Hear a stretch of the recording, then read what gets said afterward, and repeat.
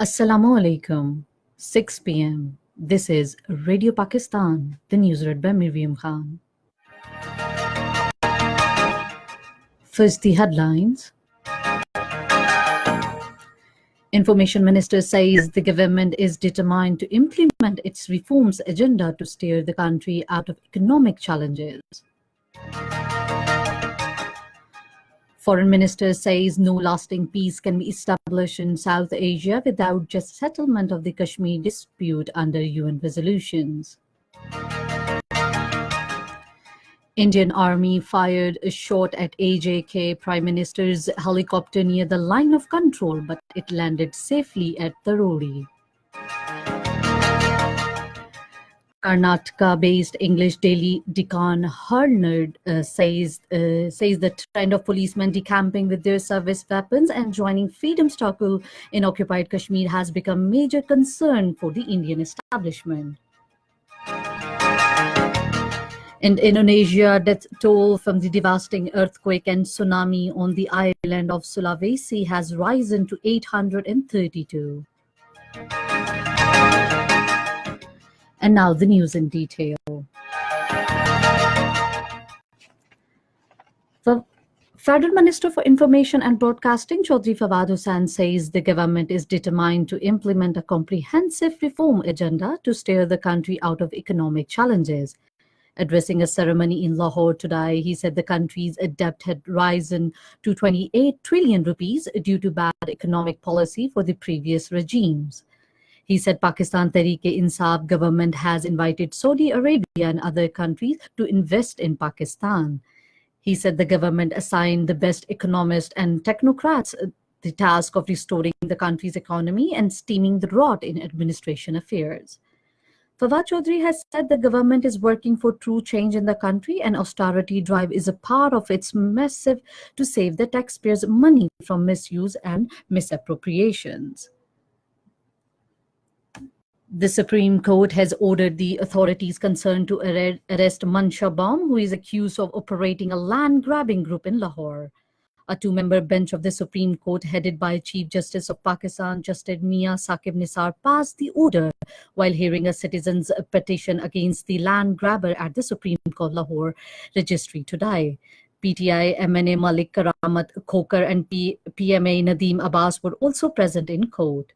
During the proceedings, the police superintendent appraised the court that Mansha Baum is a part of a huge land-grabbing group. He said 70 cases has been registered against a line. At this, the CJP issued an order to immediately arrest Mansha Baum and directed Malik Karamat Khokar and Nadeem Abbas to appear before Supreme Court in Islamabad tomorrow. Foreign Minister Shah Mahmood Qureshi says a Kashmir dispute hinders realizations of the goal of durable peace between Pakistan and India. He was addressing the 73rd meeting of United Nations General Assembly in New York. He said dialogue is the only way to address long-standing issues, including Kashmir, that have been hampering progress and prosperity in South Asia. Shah Mahmood Qureshi said Prime Minister Imran Khan-led Pakistan will never compromise the interest of the nation and sovereignty of the state and the security of its people. He said there can be no lasting peace in South Asia without just settlement of the Kashmir dispute based on the UN Security Council resolutions and will of the Kashmiri people. Indian Army fired shots at AJK Prime Minister Raja Farooq Haider helicopter near the line of control, but it landed safely at Tarori. Raja Farooq Haider was traveling on a white civilian helicopter to travel to Tarori near LOC to condole the death of the brother of Chaudhry Abdul Aziz. The helicopter landed safely on the ground without any damage. The incident reflects the state of affairs of panic-stricken Indian Army and media who termed it a Pak Army helicopter.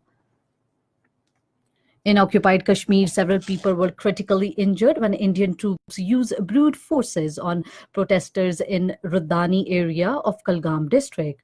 According to Kashmir Media Service, the troops fired bullets, pellets, and tear gas shells on people who protesting against the opening of a new army camp in Randwani.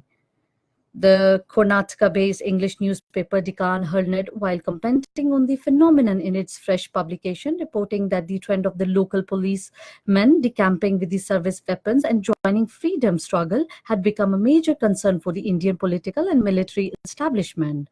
The newspaper said the tendency is indicative of a strong pro-freedom sentiments among the police force. On the other hand, an Indian soldier committed suicide by shooting himself with his service rifle inside a camp at Sundarbani in Rajouri district, Jammu. This is Radio Pakistan giving you the news. In Indonesia, death toll from the devastating earthquake and tsunami on the island of Sulawesi has risen to 832. Dozens of people are reported to be trapped in the rubble of two hotels and a mall in the city of Palu, which has hit by the waves as high as 6 meters following the 7.5 magnitude earthquake on Friday.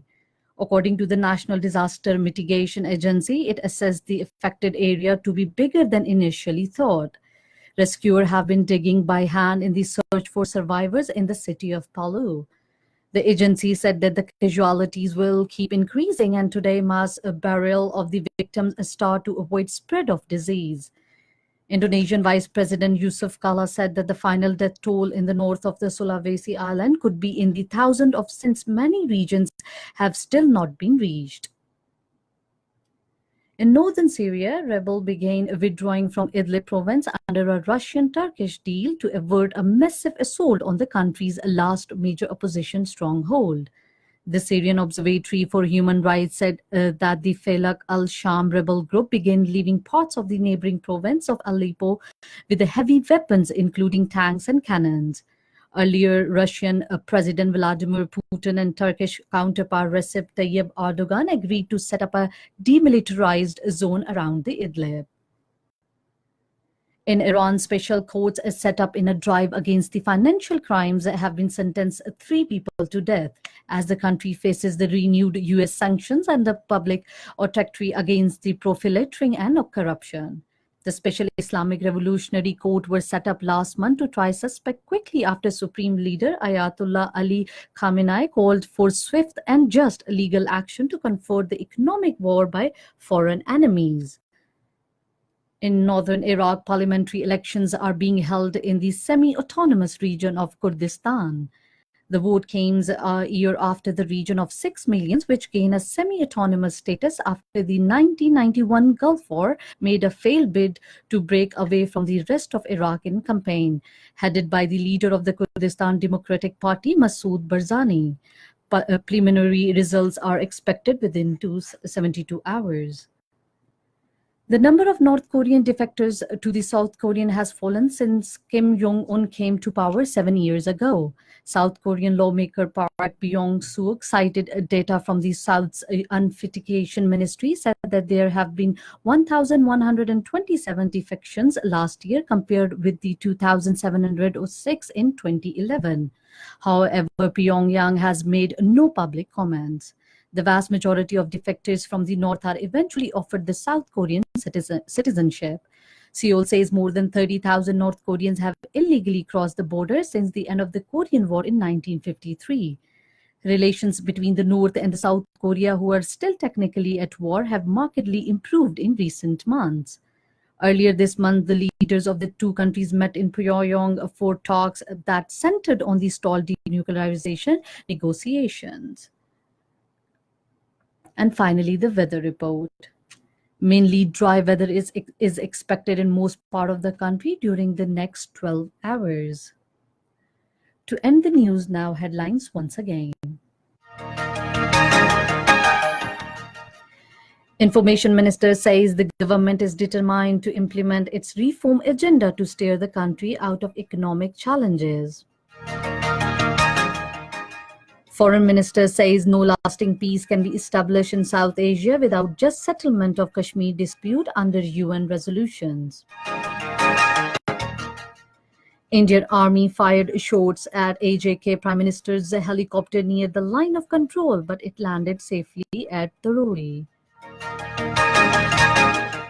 Karnataka-based English daily Deccan Hernet says the trend of policemen decamping with their service weapons and joining freedom struggle in occupied Kashmir has become a major concern for the Indian establishment. In Indonesia, death toll from the devastating earthquake and tsunami on the island of Sulawesi has risen to 832. And that is the end of the news. For more news and analysis, log on to our website radio.gov.pk and also watch live video streaming of our bulletin on link facebook.com/Radio Pakistan News Official.